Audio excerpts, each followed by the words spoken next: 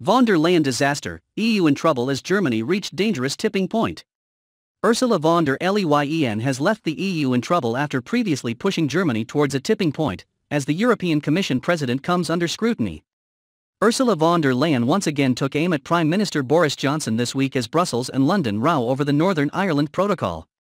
She insisted the bloc had bent over backwards for years to help protect stability in the region, and urged the UK to fully implement the policy.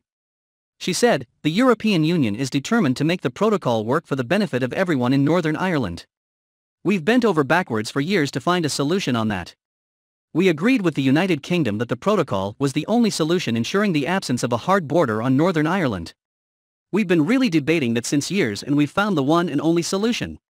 Ms. von der Leyen is facing pressure from within the EU, however, as the handling of the pandemic is scrutinized. In February 2020, Ashoka Modi wrote a column for Open Democracy outlining the challenges facing the Commission president. The academic warned Ms. von der Leyen had left the EU in trouble, and said she was the wrong person to rescue it. He added, "The acrimony and opportunistic horse trading in von der Leyen's appointment were a microcosm of a deepening European malaise, the inability to act with a common voice in the common interest. Von der Leyen is a product of that system. She is adept at its rhetoric and street-fighting tactics.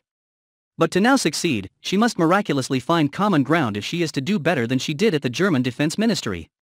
A shrill debate is raging on the size and allocation of EU's next budget.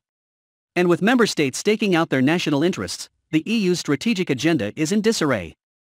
Mr. Modi also highlighted how Ms. von der Leyen's previous calls for deeper integration in Europe were at odds with the people of the continent.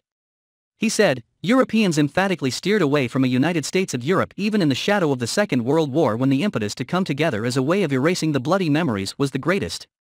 The circumstances today are particularly inimical to such a goal and likely to become steadily worse." Mr. Modi also warned of a different challenge facing the EU: Germany's economy. He said Germany was dangerously poised at an economic tipping point and was tearing itself apart politically. Mr. Modi added, as if to validate that bleaker view, distrust and divisions have grown alarmingly. This has only been made worse by the chaotic selection of Ursula von der Leyen as European Commission President and in anticipation of a fractious debate on the EU budget. Today it is hard to identify one strategic goal on which European leaders are unified to better the lives of European citizens. Lord Andrew Adonis, a vocal Remainer in the UK, branded Ms. von der Leyen a second-rate leader in a column for Prospect magazine this week.